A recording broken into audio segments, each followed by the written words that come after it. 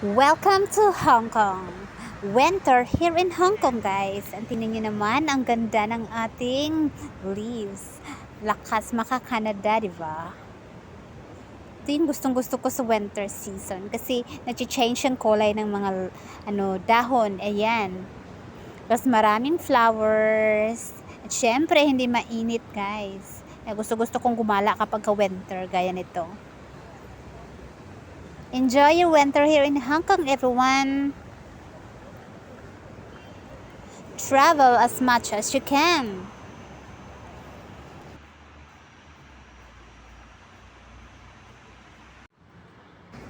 At ngayon dito na naman tayo banda sa seaside dito sa Tsuen Wan West. Ayan, ang ganda-ganda ng sunset today. At saka malamig. Malamig na malamig dito banda. So, perfect view para sa akin. Tsaka maganda dito mag-relax, nakakawala ng stress kung na-stress ka sa buhay.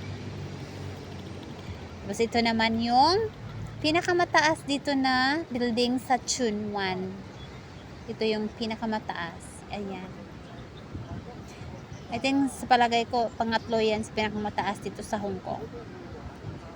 So, Tsuen Wan West ay may magandang view. Makikita mo ang bundok. Makikita mo rin yung bridges doon banda, papunta sa airport.